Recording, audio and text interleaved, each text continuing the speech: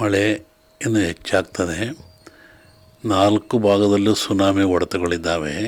ಇದು ಜಾಗತಿಕವಾಗಿ ಅನೇಕವಾದ ತೊಂದರೆಗಳು, ತಾಪತ್ರಯಗಳು, ಹೊಸ ಹೊಸ ರಾಜ್ಯಗಳ ಉದಯಗಳು, ಕೆಲವು ರಾಜ್ಯಗಳು ಮುಳುಗ್ತಕ್ಕಂಥದ್ದು, ಮತ್ತು ಅರಸನಾಲಯಕ್ಕೆ ಕಾರ್ಮೋಡ ಕವಿದೀತು. ರಾಜ್ಯಕ್ಕೂ ಡೆಲ್ಲಿ ಸರ್ಕಾರಕ್ಕೂ ಹೇಳ್ತಕ್ಕಂಥ ಮಾತು, ಬರುದಿನ ಅಷ್ಟು ಸುಲಭ ಇಲ್ಲ, ಇನ್ನೂ ಯುದ್ಧದ ಭೀತಿ ಭಾಳ ಇದೆ ಅನ್ನೋ ಮಾತನ್ನು ಹೇಳಿ ಭಾರತಕ್ಕೆ ಶುಭ ಆಗಲಿ ಹಾರೈಸಿ ಶಾಂತಿಯನ್ನು ಬಯಸ್ತಾ ಇದ್ದ. ಮಳೆ ಇನ್ನು ಹೆಚ್ಚಾಗ್ತದೆ. 4 ಭಾಗದಲ್ಲೂ ಸುನಾಮಿ ಹೊಡೆತಗಳಿದ್ದಾವೆ.